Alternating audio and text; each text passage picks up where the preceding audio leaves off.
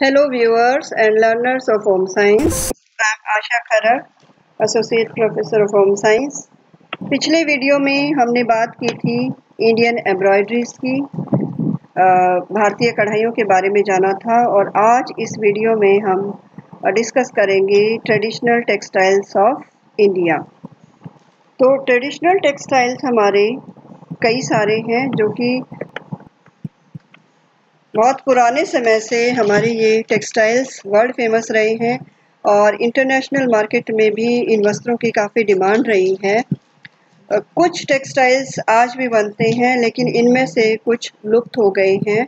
पुराने समय में राज परिवारों के वस्त्र जो हैं वो सोने चांदी के तारों से बनते थे और काफ़ी महंगे बिकते थे, लेकिन आजकल इनके स्थान पर धातु के तार लिए जाते हैं जो वस्त्रों की कीमत को कम कर देते हैं। तो हमारे जो परंपरागत वस्त्र हैं वो इनमें से कुछ आजकल लुप्त हो गए हैं और कुछ आज भी बनाए जाते हैं, जैसे कि भारतीय पश्मीना शॉल और ढाका की मलमल ये विश्व प्रसिद्ध वस्त्र रहे हैं और भारत के सभ्यता के गौरव रहे हैं और इन शॉलों की कोई बराबरी नहीं होती थी, पश्मीना शॉलों की कोई बराबरी नहीं होती थी।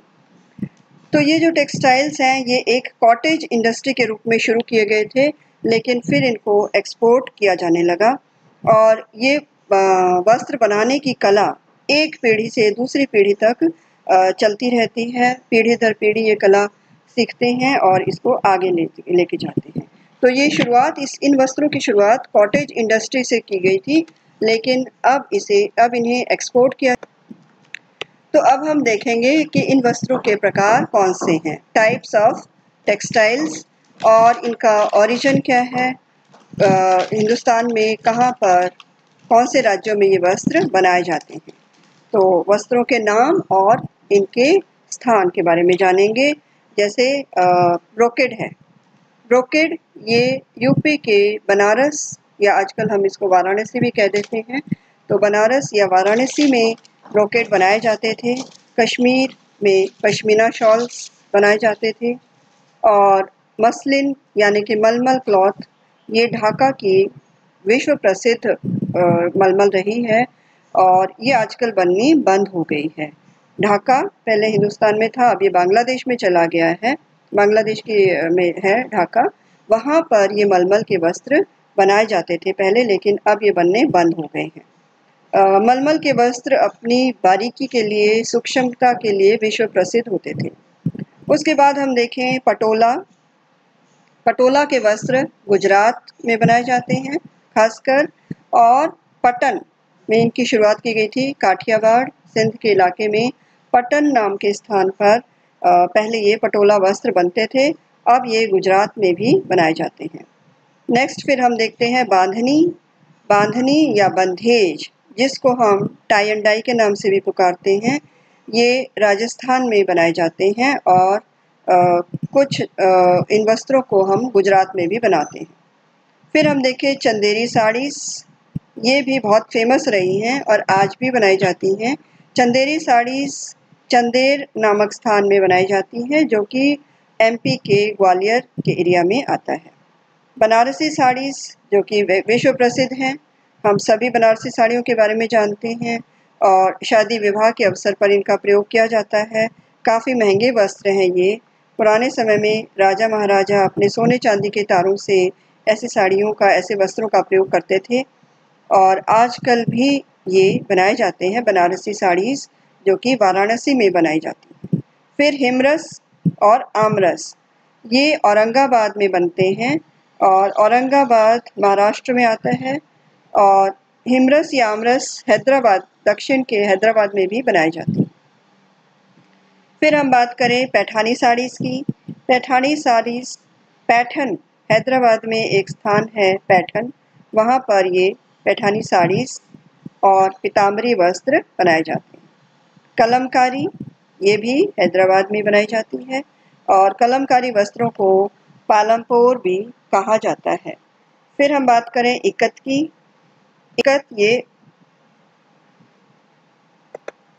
इकत उड़ीसा में बनता है। तो अब हम बारी बारी से इन वस्त्रों को देखेंगे, चाहे वो ब्रोकेड हो या इक्कत हो, बंधेज हो या पटोला हो। इनके डिज़ाइंस, इनके टाइप्स और इनके बारे में और ज़्यादा जानकारी लेंगे। तो पहले हम बात करते हैं ब्रोकेड की। ब्रोकेड ये बनारसी वस्त्रों को ही कहा जाता था, लेकिन बनारसी वस्त्रों को ब्रोकेड का नाम अंग्रेज़ों ने दिया था और तब से इसे ब्रोकेड के नाम से ही पुकारते हैं। बहुत ही ये महंगे वस्त्र होते हैं और भारी भी होते हैं। इन वस्त्रों पर पहले सोने चांदी का काम किया जाता था, लेकिन आजकल इन वस्त्रों पर रेशमी धागों का या फिर धातु के तारों का इस्तेमाल किया जाता है। इनके प्रकार अगर हम देखें ब्रोकेड के, तो वो कमख्वाब, बाफ्ता और पटथान या आबे रवा है। ये वस्त्र बनारस में बनाए जाते हैं, यूपी के। और इनके जो प्रकार अभी हमने देखे, कमख्वाब, बाफ्ता या पटथान या आबे रवा। कमख्वाब जैसे कि नाम से स्पष्ट है, लाइक अ ड्रीम, ख्वाब जैसा वस्त्र, बहुत सुंदर, महंगा और चिकने वस्त्र होते थे, चमकदार वस्त्र होते थे और इन पर सारा सोने चांदी का काम किया जाता था। जो दूसरा है बाफ्ता, इन पर रेशम के धागों से वीविंग की जाती है, बुनाई की जाती है रेशमी धागों से। और फिर है आबे रवा, यानी कि बहती हुई हवा के जैसा। तो बहुत सुंदर वस्त्र होते थे ये ब्रोकेड के।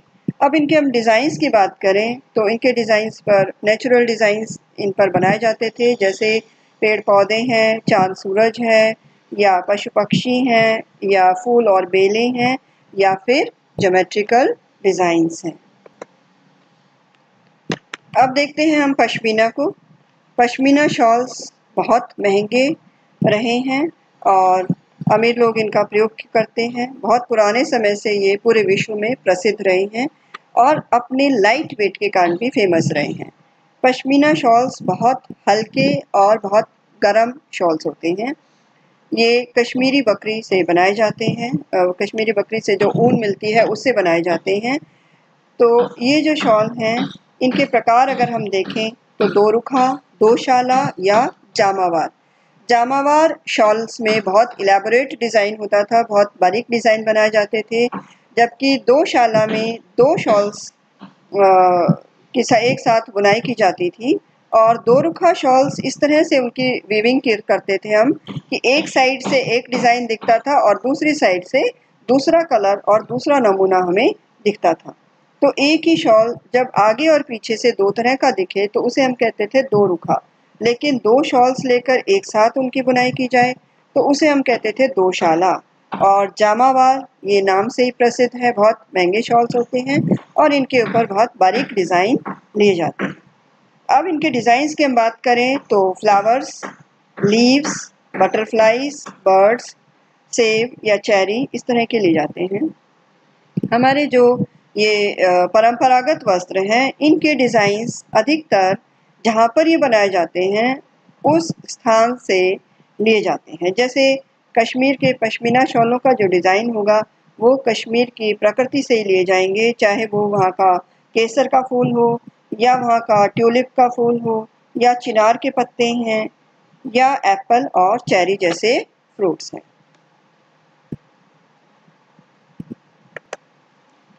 अब हम देखें ढाका की मलमल की जब बात करें, ढाका मसलिन या ढाका की मलमल ये अपनी बारीकी के लिए बहुत प्रसिद्ध थी और आजकल ऐसे वस्त्र नहीं देखने को मिलते।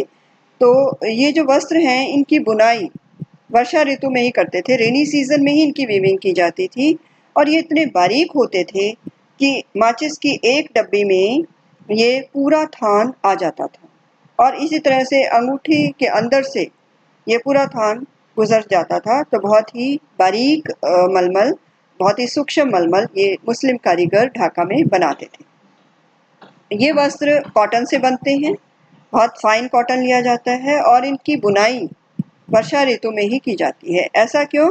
क्योंकि रेनी सीजन में ह्यूमिडिटी होती है और जिसके कारण आर्द्रता होने के कारण धागा टूटता नहीं है।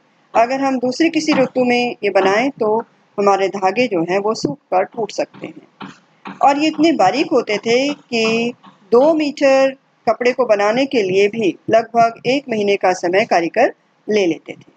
अब अगर हम इनके प्रकार देखें तो वो है मलमल खास, बफ्त हवा यानी बहती हुई हवा जैसी, आबे रवा यानी कि बहते हुए पानी जैसे, और शबनम। ये अलग अलग ढाका की मलमल के प्रकार हैं। मलमल तो मलमल वस्त्र सूती कपड़े से ही बनाया जाता था। अब देखेंगे हम ढाका साड़ीज। ये भी ढाका में ही बनती थी और सूती वस्त्रों से ही बनती थी। और जो हमारी बंगाली लेडीज़ होती थी, बंगाली लेडीज़ इन साड़ियों को बहुत ज़्यादा पसंद करती थी। और पहले पुराने समय में इन साड़ियों पर भी सोने चांदी का तारों का इस्तेमाल किया जाता था, लेकिन आजकल रेशम के धागे या सूती धागों का ही प्रयोग किया जाता है।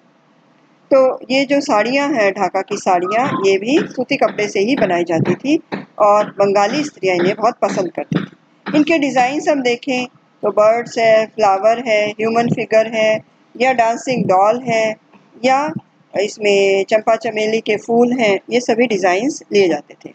यहाँ पर भी हम देख रहे हैं कि साड़ी के पल्लू पर बहुत सुंदर बेल और फूलों के डिज़ाइन लिए गए हैं।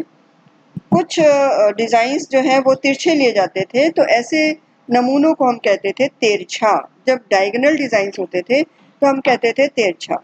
और अगर बहुत सारे फूलों के गुच्छों वाले डिज़ाइन होते थे तो इन साड़ियों को कहा जाता था पन्ना हज़ारी।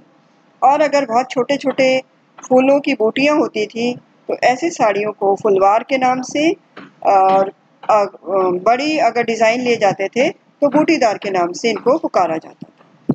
तो ये साड़ियाँ जो है ढाका में बनाई जाती थी, ढाका साड़ीज़। नेक्स्ट हम बात करते हैं अब पटोला।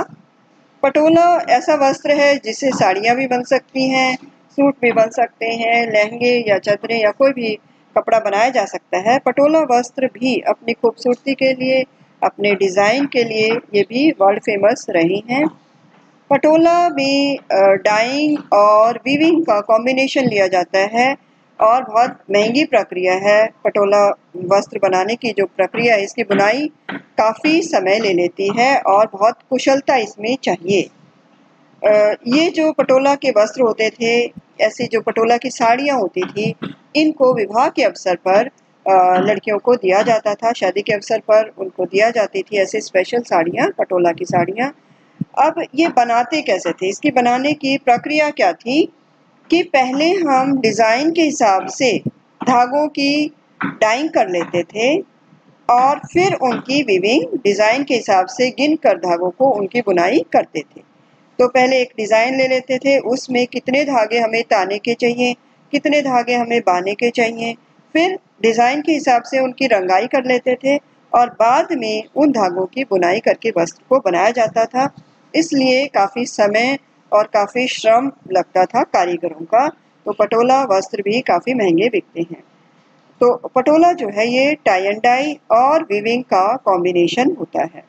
अब इसके अगर हम प्रकार देखें तो पटोला के प्रकारों में रतन भट्ट, पान भट्ट, फुलवारी भट्ट, कुंजर भट्ट, नारी जुहार भट्ट, इस तरह के नाम हमें देखने को मिलते हैं। रतन भट्ट का मतलब है कि वस्त्र में डायमंड के आकार के नमूने बने होंगे। पान भट्ट जिसमें पीपल के पत्ते बने हुए हों, फुलवारी भट्ट जिसमें फ्लावर्स बने हुए हों, और कुंजर भट्ट यानी कि बाग है, हाथी है, इस तरह के डिज़ाइन हैं। नारी जुहार भट्ट जिसमें नाचती हुई नर्तकी या डांसिंग डॉल इस तरह के डिज़ाइंस लिए जाते हैं। तो ये पटोला वस्त्र देखने में बहुत खूबसूरत लगता है। अब बात करते हैं हम बांधनी की, यानी कि tie and dye. Tie and dye या कपड़े को बांधकर रंगने की प्रक्रिया, ये रंगने की कला, ये स्पेशली राजस्थान की कला है और गुजरात के कुछ हिस्सों में भी, सिंध के या काठियावाड़ के कुछ हिस्सों में भी इस कला को किया जाता है। लेकिन बेसिकली बंधेज या बांधनी ये राजस्थान की कला है और इसमें हम रंगाई करते हैं, लेकिन कपड़े को बांधकर और फिर उसकी रंगाई की जाती है।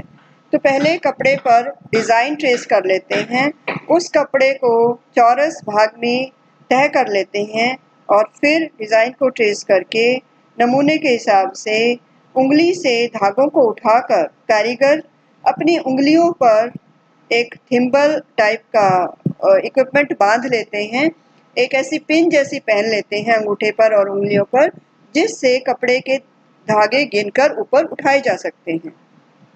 फिर इन धागों को बांधते हैं और फिर कपड़े की रंगाई की जाती है। तो इनको हम थिम्बल कहते हैं, ऐसे इक्विपमेंट्स को। बहुत बारीक डिज़ाइन इसमें ले जाते हैं। अगर बहुत महंगी बांधनी है और बहुत बारीक डिज़ाइन है तो ऐसे वस्त्रों को हम घर चोला कहते हैं। और ये घर चोला की साड़ियाँ या लहंगे ये भी विवाह के अवसर पर लड़कियों को दिए जाते थे। अब इन वस्त्रों का अगर हम प्रयोग देखें बंधेज का, तो वो साड़ियों में, दुपट्टों में, लहंगों में या घाघरे में या चादरों में, अलग अलग कुशन कवर्स में अलग अलग इनका प्रयोग किया जाता है। अब अगर हम इनके डिज़ाइंस की बात करें तो डिज़ाइंस में हाथी है या फूल है या शेर है या मोर है या तोता है, इस तरह के, या बूंदी और लहरिया, इस तरह के डिज़ाइंस इसमें लिए जाते हैं। बूंदी के डिज़ाइंस जो हैं वो 4 बूंदी, 3 बूंदी या 7 बूंदी के नमूने लिए जाते हैं। अब बात करें हम चंदेरी साड़ियों की। चंदेरी साड़ी जैसे यहाँ पर आपको दिखाई दे रहा है, ये फैब्रिक होता तो कॉटन का ही है, बहुत फाइन कॉटन होता है, लेकिन इसके ऊपर रेशम के धागों की वीविंग की जाती है। और इन चंदेरी साड़ियों की लंबाई लगभग 9 मीटर के आसपास, 9 गज के आसपास होती थी और इनका प्रयोग महाराष्ट्रियन औरतें ज़्यादा करती थी। तो ये जो साड़ियाँ हैं ये ग्वालियर में बनाई जाती है, जो कि एमपी में आता है, और वहाँ पर चंदेर नामक स्थान पर आज भी इनकी बुनाई की जाती है। ये साड़ियाँ जरी वर्क से भी बनाई जाती हैं और सिल्क के धागे से भी बनाई जाती हैं। तो ये सिल्क कॉटन हो सकती हैं या बिल्कुल प्योर सिल्क में हो सकती हैं, या कॉटन का ही फैब्रिक और ऊपर कॉटन के ही धागे से वीविंग, ऐसा भी हो सकता है। इनके जो अलग अलग नाम हैं वो जैसे नलफरमा है, या इसमें दांडीदार है या जांगला है या फ्लोरल डिज़ाइंस हो सकते हैं, या इसमें मोर और बूंदी के डिज़ाइन आदि हो सकते हैं। अगर हम सूटों की बात करें तो इनके बॉर्डर पर एक सुनहरा बॉर्डर होता था, कपड़ों के किनारों पर एक सुनहरा बॉर्डर बनाया जाता था और बीच में एक चेक बनाया जाता था। बहुत ही सुंदर और चमकीले वस्त्र ये होते थे, चंदेरी वस्त्र, और ये आजकल भी बनाए जाते हैं। अब फिर से हम देखते हैं एक बारी बनारसी साड़ियों को। बनारसी वस्त्रों को तो हम ब्रोकेट कह देते हैं, बनारसी साड़ियों को इसी नाम से पुकारा जाता है।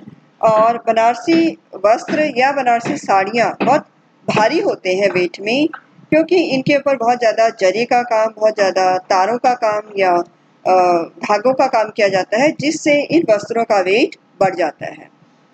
क्योंकि जो हमारा बेस होता था, कपड़े का जो धरातल होता था, वो सारा का सारा छुप जाता है और उसके ऊपर लंबे तैरते हुए धागे लेकर फिर से इसकी बुनाई की जाती है, जिससे नीचे का बेस छुप जाता है। तो बनारसी वस्त्र काफ़ी भारी होते हैं वेट में, और इनका प्रयोग भी किसी फंक्शन के लिए या शादी विवाह के लिए किया जाता है। तो काफ़ी ये महंगे और सुंदर वस्त्र होते थे बनारसी वस्त्र। लेकिन आजकल बनारसी वस्त्रों की नकल आने लगी बाज़ार में, जिसके कारण जो ये कारीगर थे बनारस के या यूपी के, उन्होंने संघर्ष किया, उन्होंने अपनी बात आगे रखी, शिकायत की और नकली वस्त्र बनने लगे।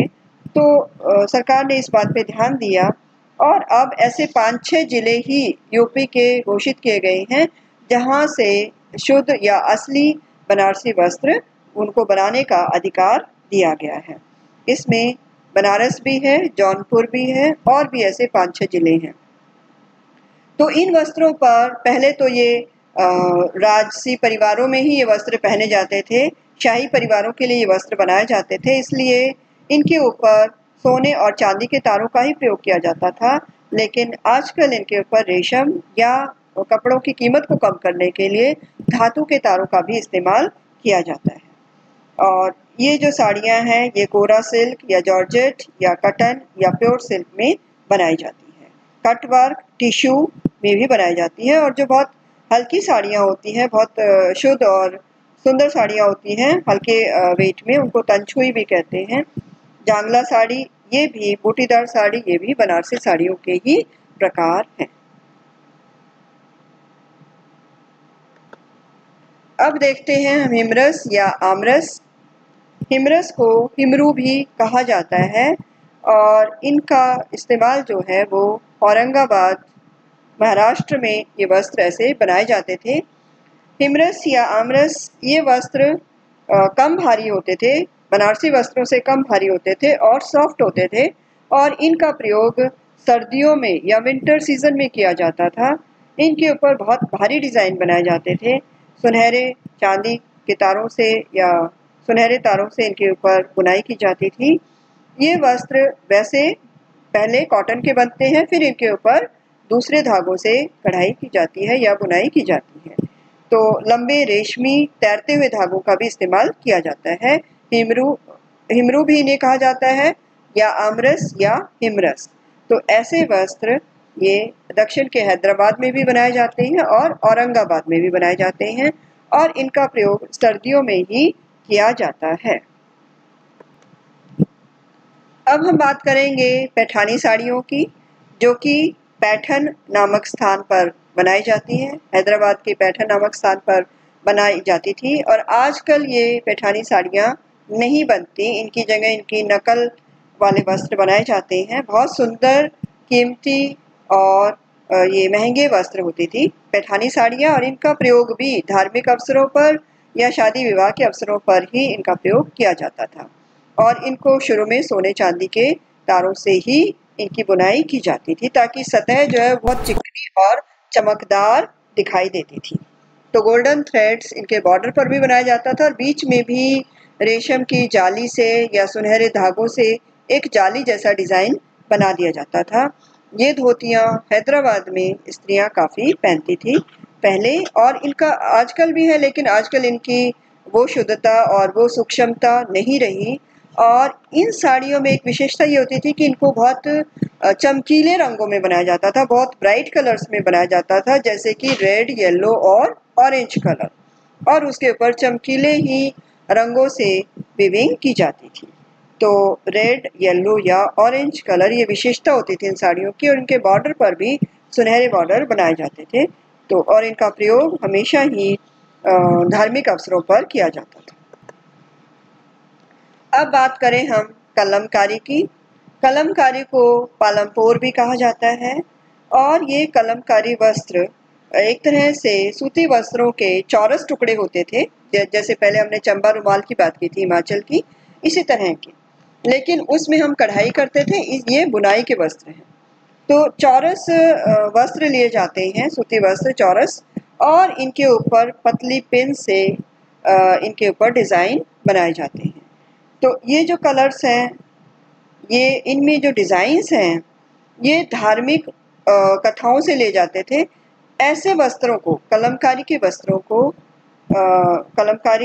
को या पालमपुर के वस्त्रों को हिंदू भी इस्तेमाल करते थे और मुस्लिम भी इस्तेमाल करते थे। मुस्लिम ऐसे वस्त्रों पर बैठकर अपनी पूजा करते थे और हिंदू ऐसे वस्त्रों को नीचे रखकर अपनी मूर्तियों को इनके ऊपर रखते थे। तो पालमपुर वस्त्रों में कोई ना कोई धार्मिक कथा से संबंधित नमूने लिए जाते हैं, डिज़ाइंस लिए जाते हैं और ये पालमपुर या कलमकारी वस्त्र कहलाते हैं। उनका प्रयोग हिंदू और मुस्लिम दोनों ही करते थे। और अब बात करें हम इकट की। इकत यानी कि ऐसा फैब्रिक जो कि कॉटन का है, जिसके ऊपर यहाँ पर आप देख रहे हो कि ये ज्योमेट्रिकल डिज़ाइन से इसकी वीविंग की गई है, तो देखने में बहुत सुंदर लगता है। अगर ये डिज़ाइंस वार्प साइड में है तो हम इन्हें वार्प इकत कहेंगे, अगर वेफ्ट साइड में है, चौड़ाई में है, तो उसे वेफ्ट इकत भी कहते हैं, या दोनों साइड से है तो डबल इकत कहा जाता है। तो ये जो डिज़ाइंस हैं, ये इनकी एक खासियत होती थी ब्लरीनेस, यानी कि धुंधलापन सा। डिज़ाइन बिल्कुल क्लियर नहीं होते थे, थोड़े थोड़े धुंधले डिज़ाइन वस्त्र की सतह पर दिखाई देते थे और इनके नमूने अधिकतर ज्योमेट्रिकल डिज़ाइंस लिए जाते हैं। तो इकत है क्या? इकत में भी हम पहले धागे की रंगाई करते हैं और फिर डिज़ाइन के हिसाब से उसकी बुनाई करते हैं।